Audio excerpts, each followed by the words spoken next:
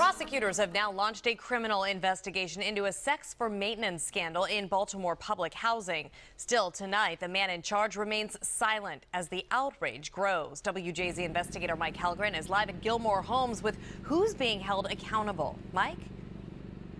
Jessica, according to new published reports, 2 people associated with the sex scandal have been fired. But Baltimore Housing will not confirm that, saying these are confidential personnel matters. Meanwhile, the housing commissioner is not talking on the advice of his lawyers.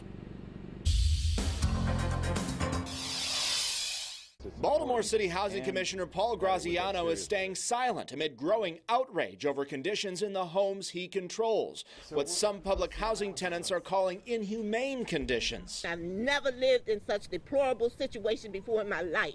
And a sex scandal, tenants suing, claiming maintenance workers demanded sex for repairs. Women were vulnerable because of their living conditions, Leading to calls for the mayor to fire Graziano.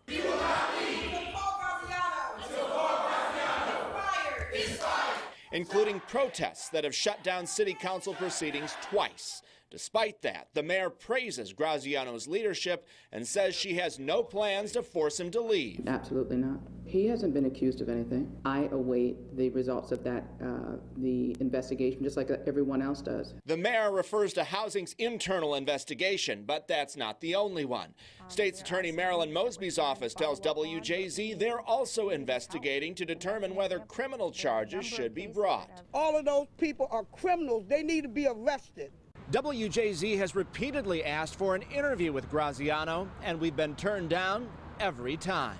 Graziano claims he can't talk because this is a confidential personnel matter and there is a pending lawsuit.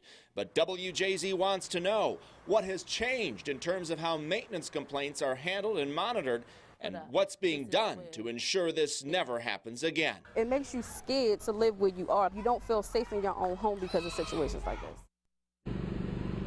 And we are still waiting for answers to many of our questions. And walking around Gilmore Homes for several hours this afternoon, we heard from people who were satisfied with their housing and some others who say this sex for maintenance has been going on for years here.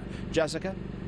Well, Mike, thank you. Baltimore has the 5th highest number of public housing units in the nation and has been pushing to privatize more of them.